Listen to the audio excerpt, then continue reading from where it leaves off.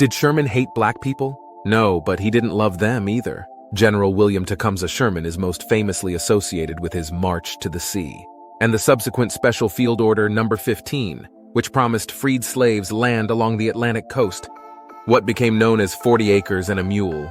This order, though later revoked by President Andrew Johnson, is often cited as evidence of his willingness to support the newly freed black Americans in the aftermath of the Civil War.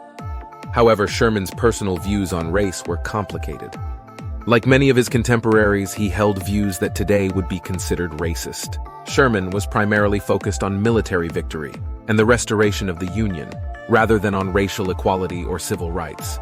His actions and policies were often driven by strategic military considerations, rather than a moral stance on slavery or racial equality.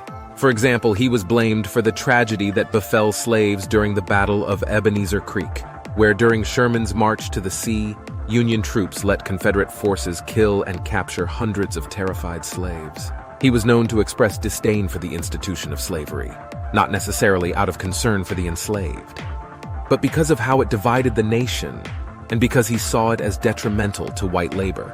Furthermore, Sherman's relationships with and policies towards black Americans after the war did not always demonstrate a commitment to their rights or well-being.